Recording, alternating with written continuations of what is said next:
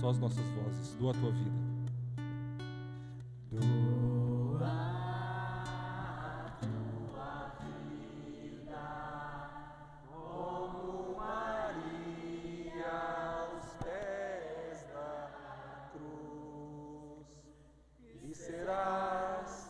Servo de cada homem, servo por amor, sacerdote da humanidade. Ave Maria, cheia de graça, o Senhor é convosco. Bendita sois vós entre as mulheres. Bendito é o fruto do vosso ventre, Jesus. Santa Maria, Mãe de Deus, rogai por nós, pecadores, agora e na hora de nossa morte. Amém. Nossa Senhora de Lourdes, rogai por nós. Santa Bernadette, Rogai por nós. glória ao Pai, ao Filho e ao Espírito Santo. Jesus manso e humilde de coração.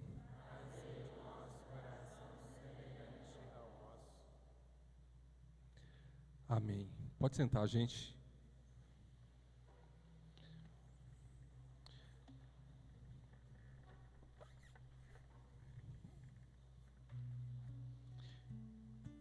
Eu já estou emocionado de poder estar aqui. Eu já confesso que as minhas palavras já estão engasgando. Mas na semana passada, já quando marcamos a grande célula, teve que desmarcar, né, na verdade, mas foi bom, né, porque teve a festa de Santo André e eu precisei viajar, era o único dia que eu tinha para poder ir lá em Barretos, para poder conhecer e conversar com o padre. Naquela semana passada, Deus, Ele me deu uma palavra para a nossa igreja, para a nossa paróquia, para os irmãos que estão aqui, que estão de outros lugares. Então, não somente para as células, mas também para quem vai assistir, está assistindo, ou quem vai assistir futuramente esse vídeo, eu quero deixar essa palavra que o Senhor colocou no meu coração para, a partir de hoje, para a história, para o caminho, para o futuro, para, né, a nossa vida. Essa palavra não é só para vocês, é para mim também. Então, está lá em Atos dos Apóstolos, capítulo 14.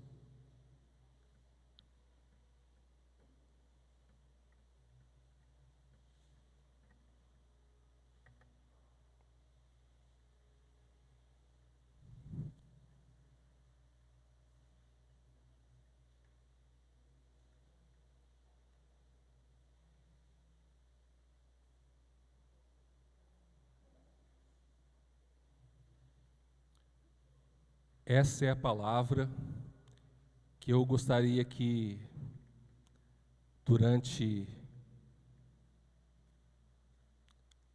a caminhada da paróquia Nossa Senhora de Lourdes, ficasse no coração de vocês. Vocês não se esqueçam dessa palavra mais. E dessa mensagem que eu quero deixar para vocês. Amém? Então está lá no versículo 21.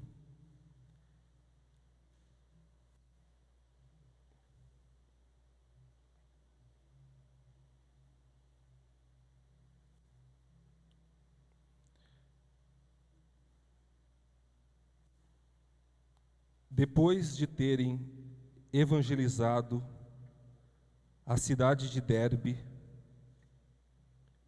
e conseguido fazer bom número de discípulos, regressaram para Listra, Icônio e Antioquia.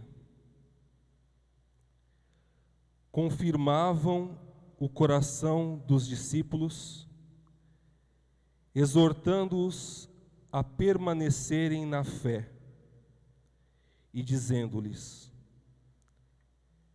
é preciso passar por muitas tribulações para entrar no reino de Deus. Em cada igreja designaram anciãos, e depois de terem orado e jejuado, confiaram-nos ao Senhor, em quem tinham crido. Atravessando então a Pisídia, chegaram a Panfília. Após anunciarem a palavra em Perge, desceram para Atália. De lá navegaram para Antioquia, de onde haviam sido entregues à graça de Deus para a obra que haviam realizado.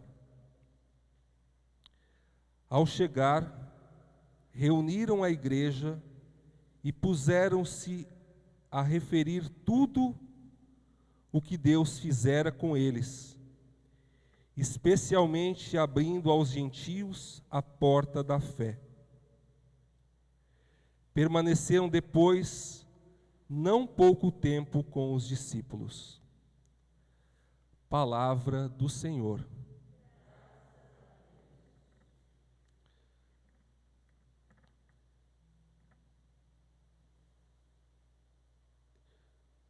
Meus queridos irmãos, em primeiro lugar, eu vou deixar aqui 3 pontos para a nossa igreja.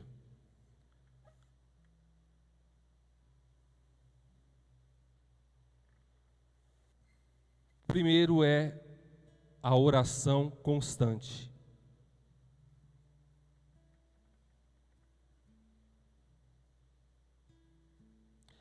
Lá em Lucas, capítulo 22, versículo 40, está escrito o seguinte: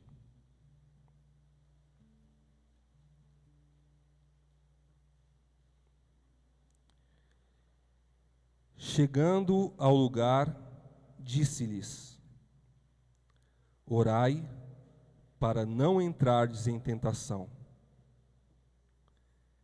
Versículo 46. E disse-lhes: por que estáis dormindo? Levantai-vos e orai, para que não entreis em tentação. Esse lugar que Jesus está, deixa marcado aquele texto lá, que eu vou citando outros, mas depois eu volto nele, tá? O lugar que Jesus vai com os seus discípulos é para um lugar chamado Getsemane. A palavra Getsemane significa uma prensa de óleo. Era um lugar que estava fora da cidade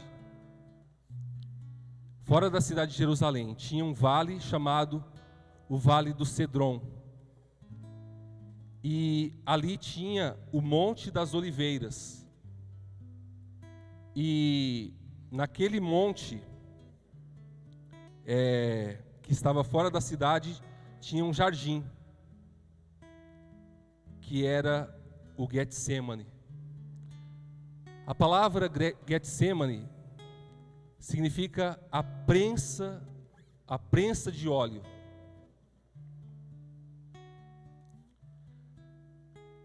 É preciso que a gente tenha uma oração constante. Nós temos que ir para esse lugar, fora da cidade, muitas vezes, fora da onde as pessoas estão, para ali passar por uma prensa. A prensa de óleo, nós sabemos que o óleo é o símbolo, é o sinal do Espírito Santo. Nós precisamos ser prensados, que nem uma prensa, que vai rodando um parafuso até espremer a nossa alma, para tirar de lá o óleo puro do Espírito Santo. Se você não for para esse lugar, ou se você for para esse lugar e você começar a dormir, Jesus pede: orai. Orai para não entrardes em tentação. Pode ser que durante esse tempo a gente vai entrar em tentação. A gente vai passar por várias coisas. Mas entenda, você precisa se retirar para o lugar da prensa, para você ser espremido. E esse espremer chegar até a sua alma e sair de lá o óleo puro do Espírito Santo que está dentro de você. Não durma, não cochile. Jesus pergunta: por que vocês estão dormindo? Levantai-vos e orai, para que não entreis em tentação. Para que você não caia, para que você não entre na tentação de querer abandonar a sua fé, abandonar a igreja, abandonar a célula, abandonar o ministério que Deus te deu. Vai até o Getsemane, vai até o lugar da prensa e deixa o Senhor te espremer. Assim como dele saiu sangue, nós também precisamos entrar nessa prensa, para que o óleo puro do Espírito Santo, ele possa fluir de dentro de nós. Quando a gente coloca, por exemplo, um coco dentro de uma máquina, né? Às vezes ele está lá cheio de pó assim, e a gente acha que de lá não sai nada. Mas sai um óleo de coco puríssimo quando a gente entra numa prensa. Muitas vezes, meus irmãos, é preciso que a gente passe por essa prensa. É daí que vem a palavra você ser pressionado. Porque na hora da sua crise, você sofre uma pressão que você tem que tomar uma atitude. E dali sai a sua melhor decisão.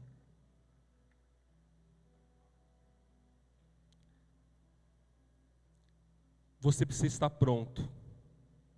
Viver em uma atitude de prontidão. Lá em Lucas capítulo 12, algumas páginas para trás, versículo 35 até o 40.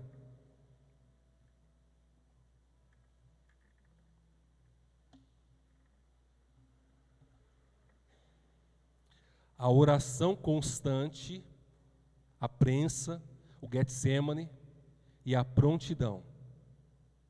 Esse é o primeiro pilar.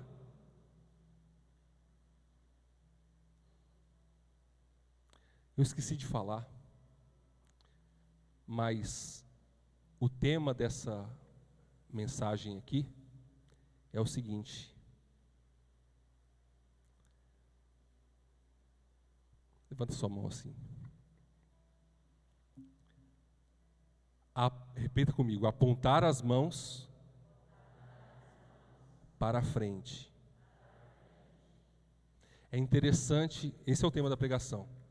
Apontar as nossas mãos para a frente. Apontar as nossas mãos para a frente.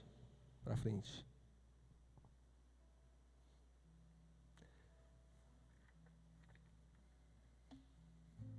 Uma pessoa conversou comigo hoje, aliás, duas pessoas né, que mais me marcou assim.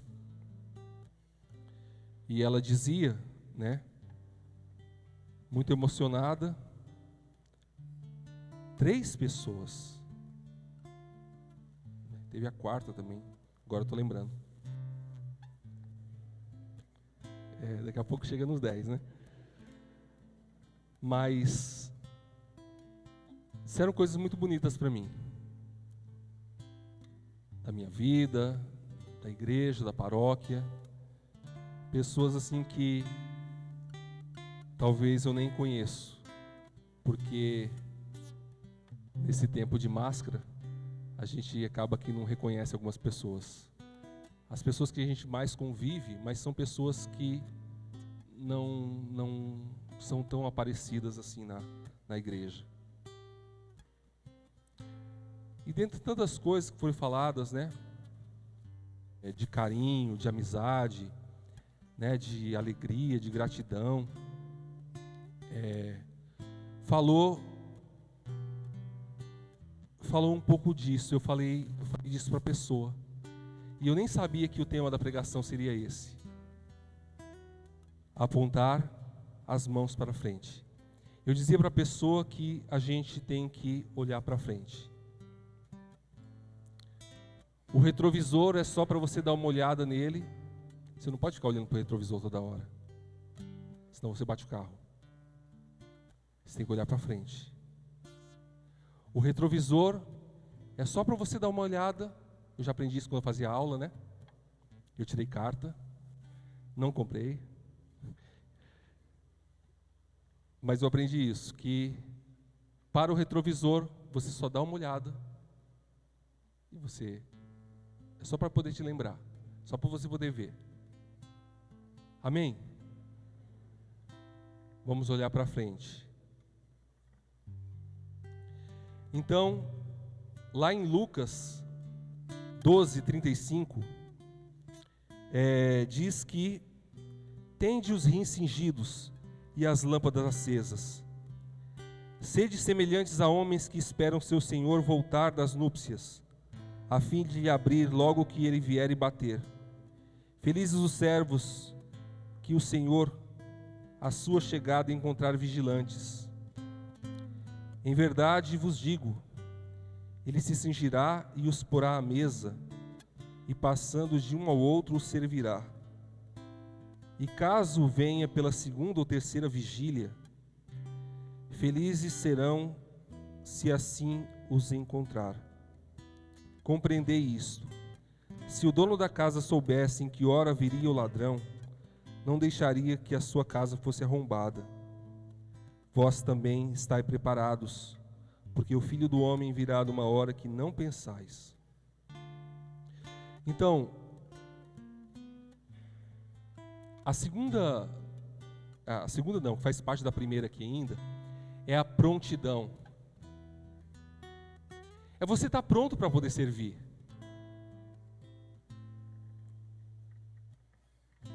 Não fica fazendo corpo mole. Não fica achando que você não é capaz. Esteja com os seus rins cingidos, né? Ou seja, pronto para a caminhada e com as lâmpadas acesas. A lâmpada significa a luz de Deus, significa o Espírito, significa a palavra. Sobre a palavra eu vou falar no próximo ponto. Mas a lâmpada significa a palavra também. Porque o Senhor vai voltar. Nós não sabemos qual é o dia, qual é a hora. Se é no começo da noite, se é no meio, na primeira, na segunda vigília, na terceira vigília, ou se é no amanhecer. Nós não sabemos que hora que Ele vai voltar. Nós estamos vendo isso no advento que nós estamos celebrando também. Começamos a ver, né, a primeira vela que acendemos.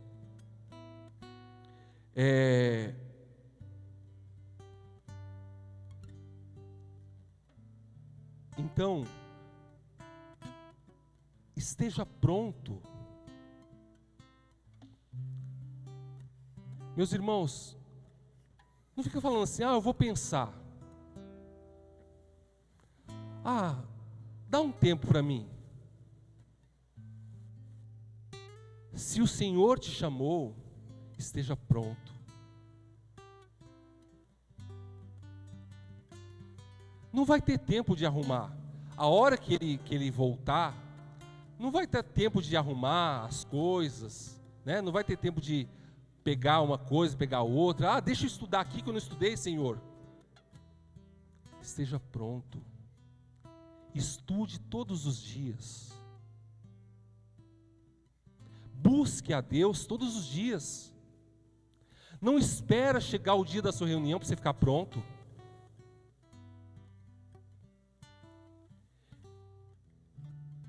Você tem que estar pronto a todo momento, a toda hora.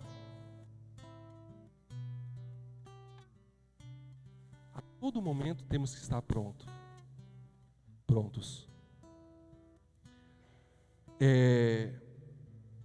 Então, não deixe para poder preparar as suas coisas, preparar o seu encontro, quando você está lá em cima da hora, quando você vai correr.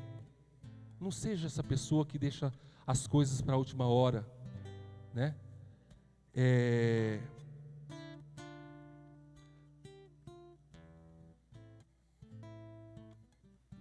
Aqui, Deus, então, nesse primeiro ponto, eu vou passar para o segundo agora. O primeiro ponto é a oração constante, a prensa e a prontidão. Se você não está pronto para poder servir, você também não está pronto para poder entrar no reino de Deus. Se você não estiver pronto agora, não é depois que você vai ficar. Então começa a ser pronto, a se aprontar com antecedência.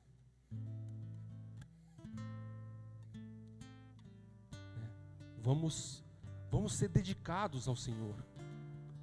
Vamos, ter o nosso desejo de poder entregar a nossa vida para Ele. Está pronto.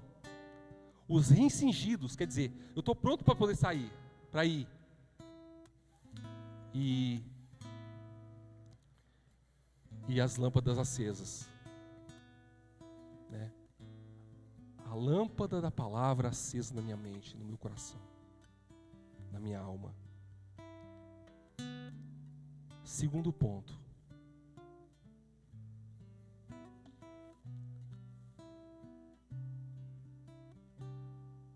A incessante busca a santidade.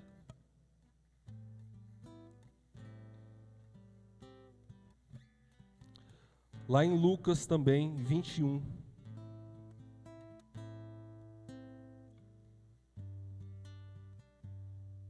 Versículo 36.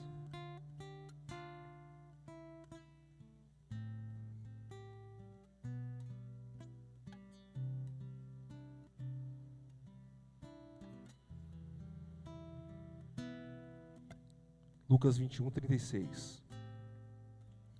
Ficai acordados, portanto, orando em todo momento, para teres a força de escapar de tudo o que deve acontecer e de ficar de pé diante do Filho do Homem.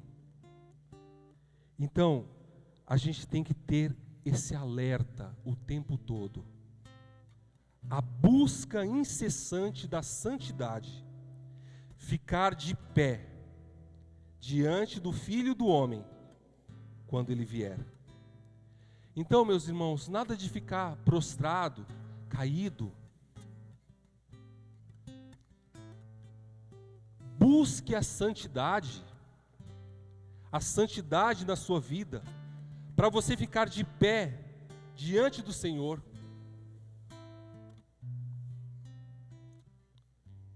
E para poder ficar de pé diante do Senhor, é preciso permanecer na palavra de Deus.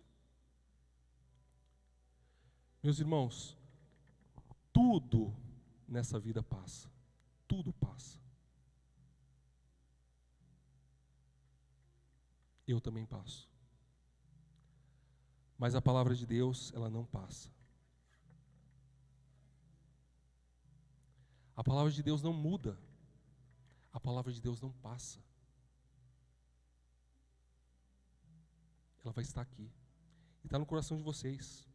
Então, para que a gente possa buscar incessantemente a santidade, é preciso permanecer na palavra de Deus. E não nas coisas do mundo. E não nas coisas passageiras. E não nas coisas, né, que são vulneráveis, que hoje está aqui, amanhã não está. Permaneça na palavra de Deus. Permaneça na palavra de Deus. Olha lá no Salmo 102. Não sei se é a mesma tradução.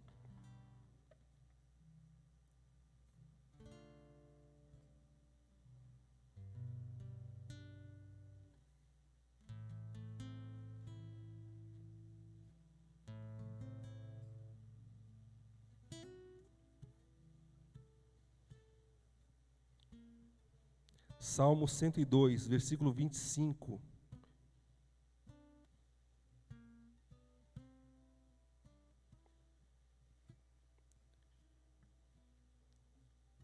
Conta-me, não me arrebates, na metade dos meus dias. Gerações de gerações duram teus anos. Firmaste a terra há muito tempo, e o céu é obra de tuas mãos. Eles perecem, mas tu permaneces. Eles todos ficam gastos como a roupa. Tu os mudarás como veste.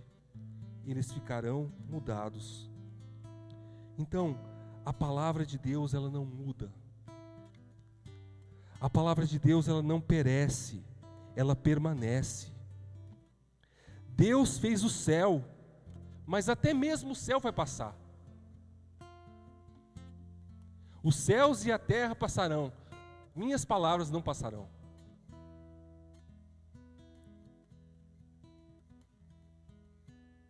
Gerações, né, passam. Eles perecem, todos ficam gastos como a roupa. Tu os mudarás como veste, e eles ficarão mudados, né? A palavra de Deus não muda. A palavra de Deus, ela permanece. Então, para que a gente possa buscar a santidade, é preciso permanecer na palavra de Deus que não passa e que não muda. Segundo, resistir à tentação e apresentar-se ao Senhor com confiança. Resistir às tentações que vão vir e apresentar-se ao Senhor com confiança. Como resistir às tentações? Como apresentar-se ao Senhor com confiança? Lá em Efésios, capítulo 6.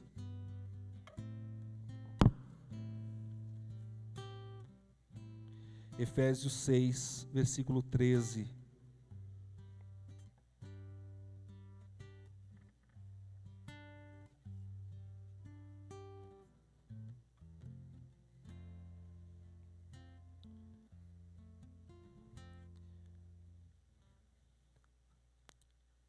Amém?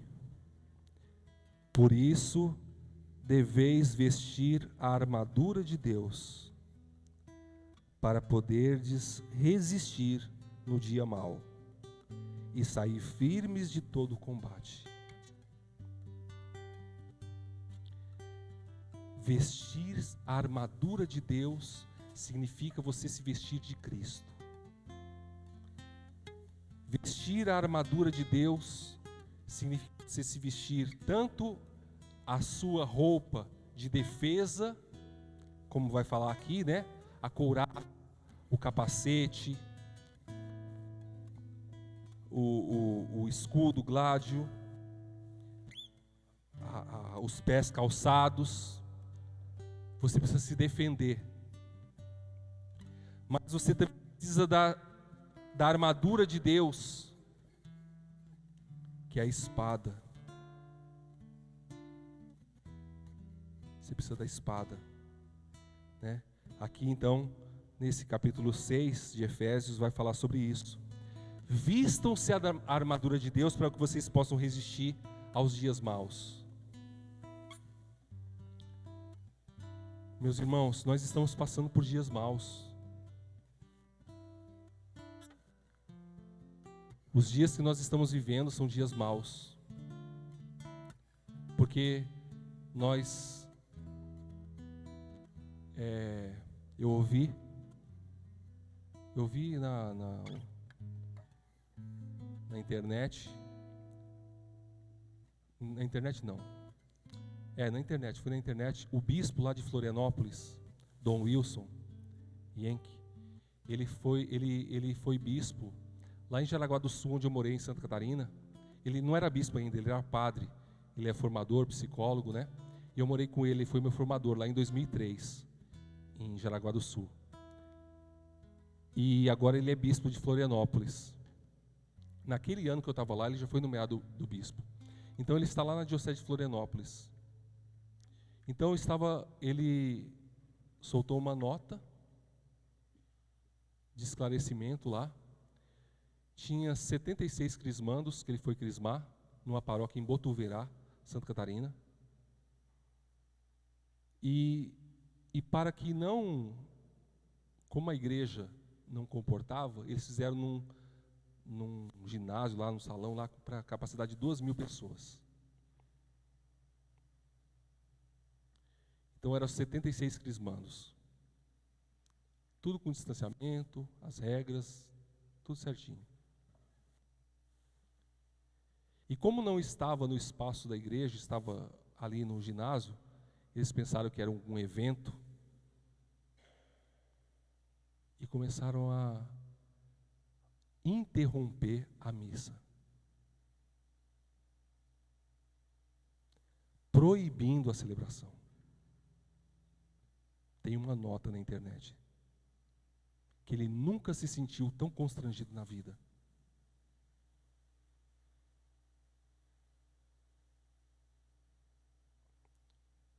O governador de São Paulo já está dizendo, né? Eu vi um comunicado que está proibido todos os tipos de festas familiares. Pode nem se reunir dentro de casa, rezar e comemorar com a família, senão a polícia vai entrar lá.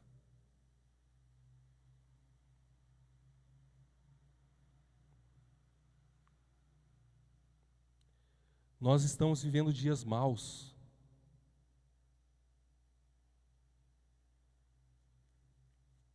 Mas é preciso resistir. É preciso suportar. É preciso aguentar.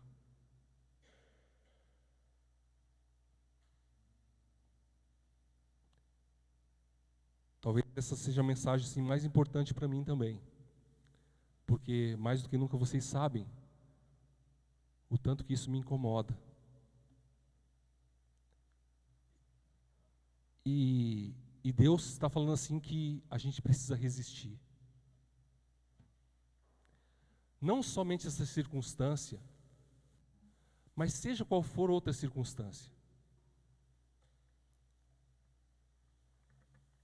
Na Alemanha,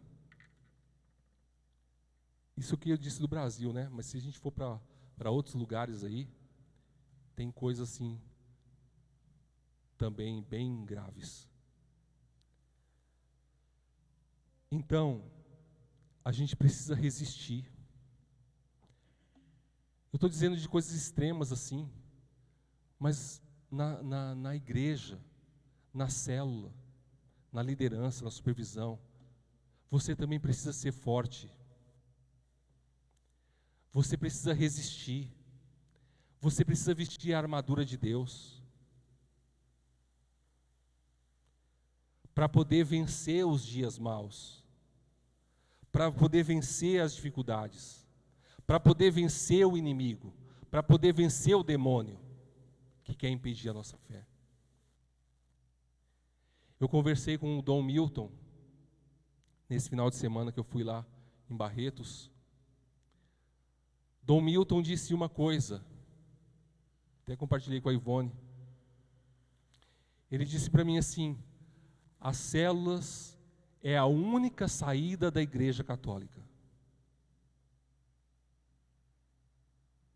Eu não vejo outra saída. Ele disse para mim, pessoalmente.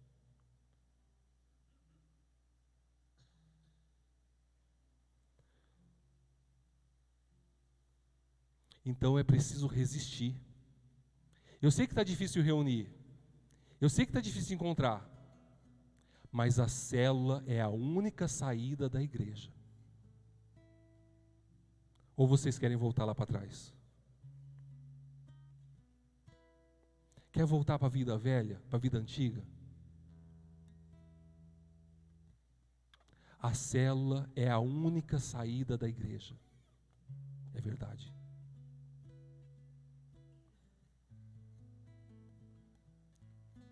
Porque se não fosse as células, nós já teríamos morrido. Como que estaria a nossa fé? É preciso resistir. Se nem direito a gente está podendo ir na missa, direito? Quantas pessoas que estão sem frequentar a igreja? Mas mesmo frequentando, você está como se fosse preso, amarrado ali. E as nossas famílias? O que seriam das nossas famílias sem a igreja, sem as células?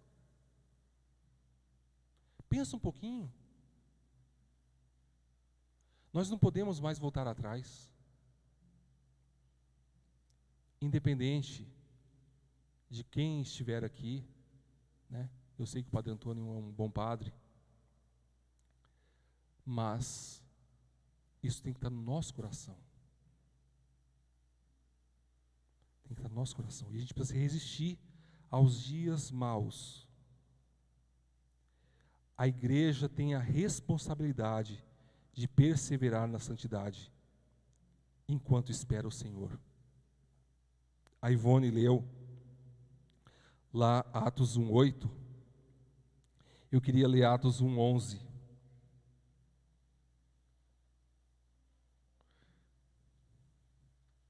Lá em Atos 1:11 diz assim: e lhes disseram: homens da Galileia, por que estáis aí a olhar para o céu?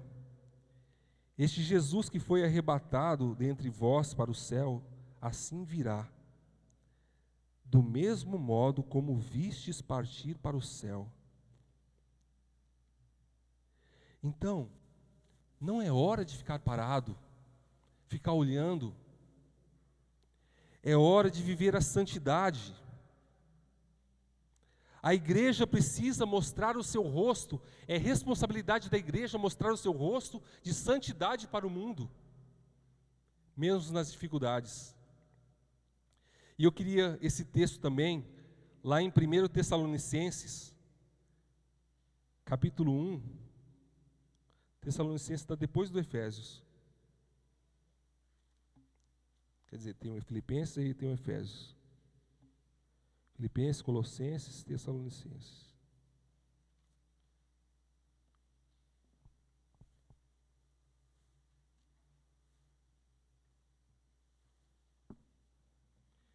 Primeiro Tessalonicenses 1:10. Vou ler a partir do 9. Pois eles mesmos contam qual o acolhimento que da vossa parte tivemos, e como vos convertestes dos ídolos a Deus, para servirdes ao Deus vivo e verdadeiro, e esperardes dos céus a seu Filho, a quem ele ressuscitou dentre os mortos, Jesus que nos livra da ira futura. Então, nós temos que esperar na santidade, nos converter dos ídolos para servir ao Deus vivo e verdadeiro.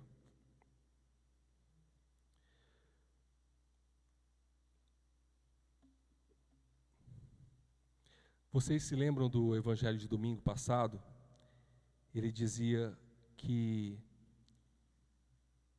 um homem, ele veio, né, ele foi para o estrangeiro e deixou a casa, né, aos cuidados dos servos, né, para que eles pudessem trabalhar, e deixou também o porteiro como vigia.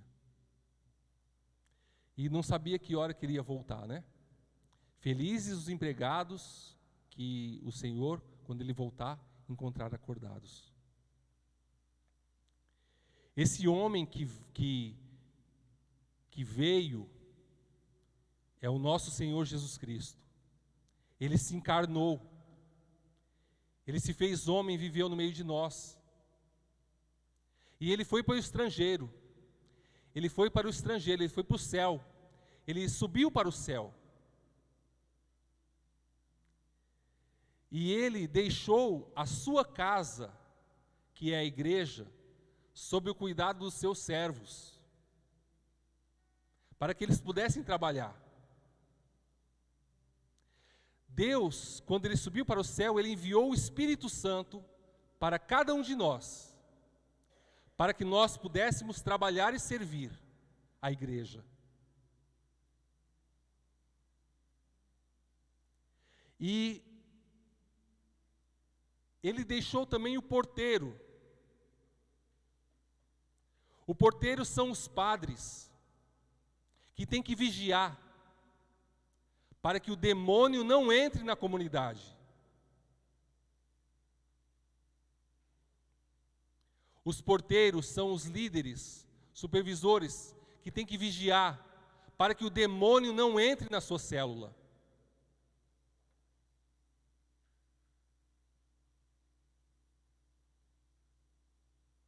Felizes os empregados, os servos, que o Senhor encontrar acordados quando ele voltar.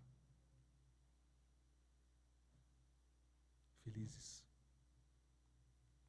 Mas se você achar que ele está demorando, e você começar a beber, se embriagar,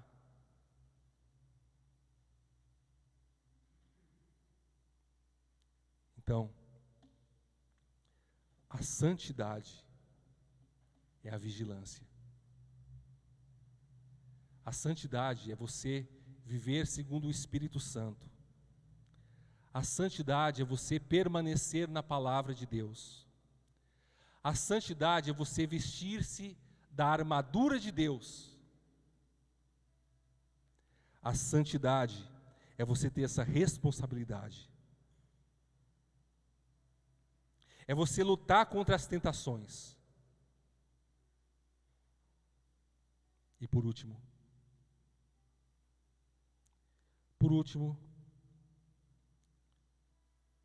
eu quero voltar lá no texto principal,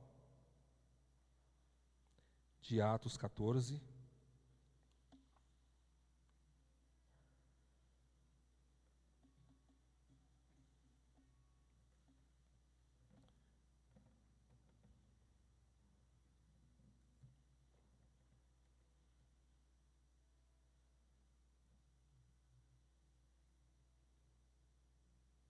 Leiam para mim, vocês, né? Acho que estou com a tradução diferente. Leiam vocês o versículo 22, Atos 14, 22.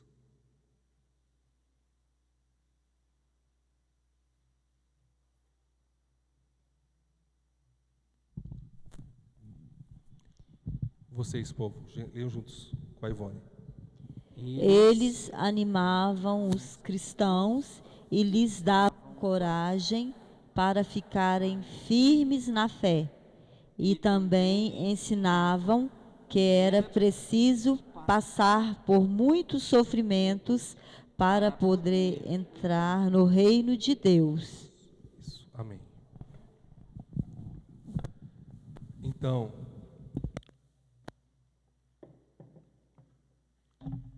os sofrimentos, eles são inevitáveis.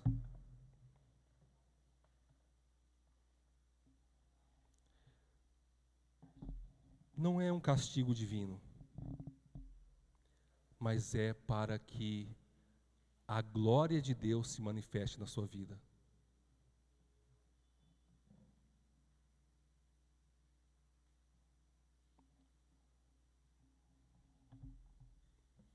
Então, o sofrimento, a tribulação que venhamos a passar, que vamos passar, para que você sofra com coragem e vai te abrir o caminho para a glória celeste. Os sofrimentos, eles são inevitáveis. E se você passar por ele, você vai ver a glória de Deus. É preciso passar por muitos sofrimentos, por muitas tribulações, para poder entrar no reino de Deus.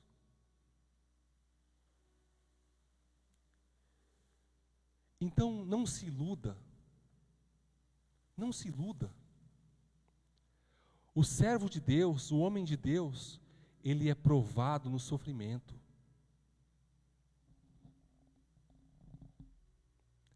Mas não desista, porque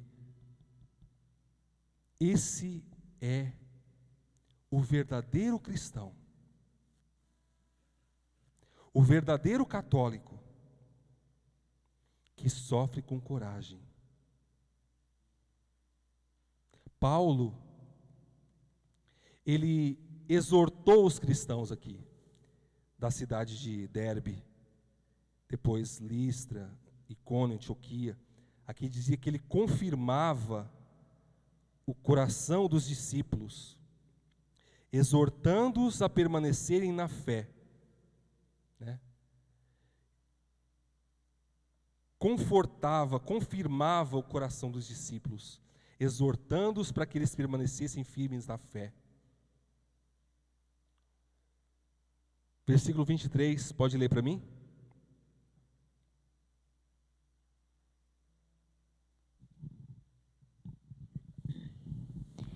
Em cada igreja, os apóstolos escolhiam presbíteros.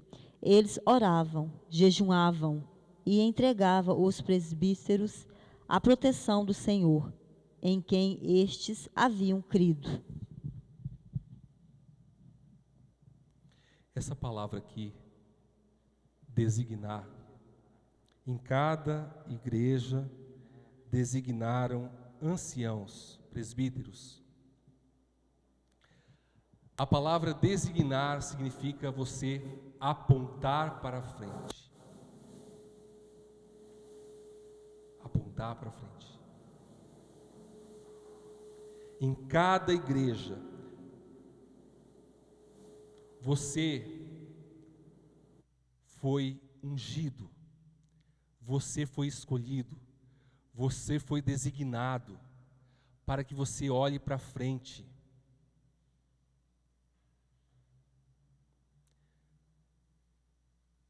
E as lideranças, elas são a estabilidade da comunidade.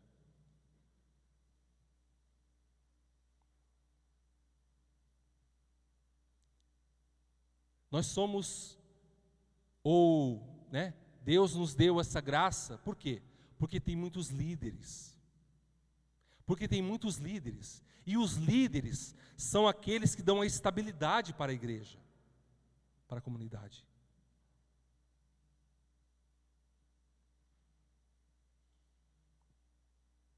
Pensa um pouquinho que a liderança na igreja, além de ser um ministério, esse grande ministério, ele dá esse sustento, ele dá essa estabilidade. Então, formem líderes. Formem mais líderes. Para que a igreja continue estável, sustentada. Formem líderes. Multipliquem as células. Vão atrás da evangelização.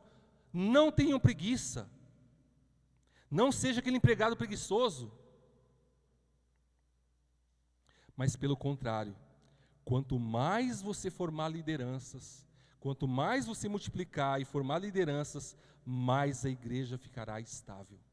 Porque foi assim que Paulo cresceu. Porque ele formou líderes nessas cidades, por onde ele passava. E quando ele saía de lá, mesmo ele saindo de lá, a igreja estava forte. Ele tinha que escrever as cartas, né? Ele mandava lá os recados, né? Às vezes as pessoas faziam coleta lá para ele e tal. Várias situações que visitavam ele também, né? Tudo isso que eu estou falando, vocês vão fazer para mim também, tá? Mas, mesmo na ausência de Paulo, as comunidades eram fortes. Eles tinham os problemas deles. Eles tinham as dificuldades, tinham os entendimentos, os atritos, né? Tinha, mas tinha líderes. E os líderes davam estabilidade para a igreja. Nós estamos aqui, meus irmãos, por causa das lideranças. Não é por causa de outra coisa. É por causa da liderança que nós estamos aqui.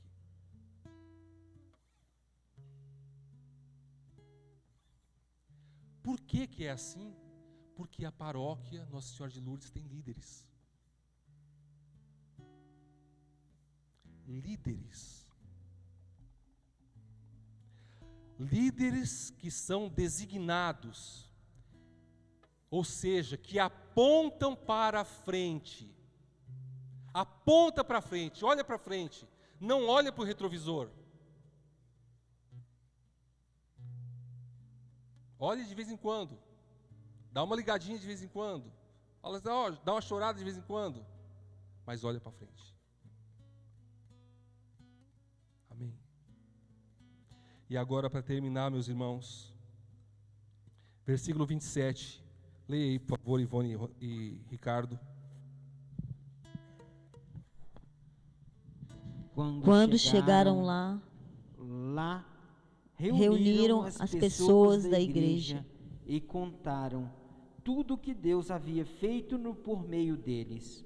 E contaram como ele tinha aberto o caminho para os não-judeus também crescem. Para que o quê? Para que os não-judeus também crescem. Antes um pouquinho. Lê de novo aí junto, vai.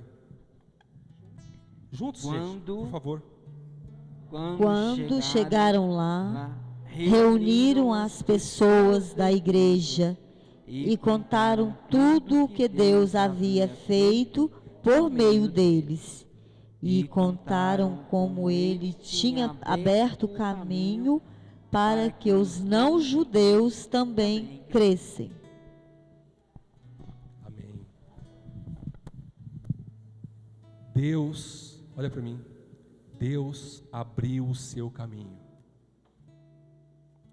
O seu caminho está aberto para Deus. Você já pode caminhar na fé. Irmão, tudo o que foi feito aqui é obra de Deus. Eles contaram tudo o que Deus havia feito. É obra de Deus. É obra de Deus. Ele é o autor dessa obra. Ele é o autor da evangelização. Ele é o autor das células. Ele é o autor de várias pessoas que voltaram para Deus. Ele é o autor, e para você foi aberto o caminho de Deus. Está aí. O que eu tinha falado para você ler antes, era que a palavra que tinha ficado aí para trás, né? Ele abriu o caminho. Deus abriu o seu caminho para você poder viver a sua fé. Deus abriu o seu caminho para você entrar pela porta estreita. Deus, isso é obra dele. A evangelização é obra dele, porque se não fosse ele, não teria o Espírito Santo. Se não fosse ele, não teria igreja. Se não fosse ele, não teria unção, não teria sacramentos, não teria sacerdotes, não teria a palavra de Deus. não teria igreja, não teria nós, não teria células. É obra dele, mas ele usa cada um de nós. Por isso nós temos que ser humildes, porque ele abriu o caminho da fé para cada um de nós. Versículo 28 agora, Ricardo, por favor, para terminar. E ficaram muito tempo ali com os seguidores de Jesus. Ficaram ali muito tempo com os seguidores de Jesus. Fica nas células. Agora, meus irmãos, é um tempo de amadurecimento. É um tempo de amadurecimento. Para que o fruto possa, brotar, para que possa sair os frutos, é preciso ele amadurecer. Entendam esse tempo agora como um tempo de amadurecimento. Claro, existem muitos frutos, o Ricardo falou isso aqui antes, mas entendam esse tempo agora como um tempo de amadurecimento. Vocês e eu também vou amadurecer, vamos amadurecer, para poder produzir mais frutos para o Senhor. Para produzir mais frutos saborosos. Olha, hoje choveu muito. Choveu bastante. Mas quanto tempo nós passamos numa seca? É preciso passar pelo desgaste do sol, para que na hora que vier a chuva venha. Então, viva esse tempo agora como um tempo de amadurecimento. Deus está trabalhando na nossa vida. A obra é dele, não é minha. A obra é dele, não é sua. A obra é do Espírito Santo. E nós só somos instrumentos dele. Viva esse tempo agora, que eles ficaram com os discípulos na sua célula. Viva ali, reúna-se, trabalhe. Viva esse tempo como um tempo de amadurecimento.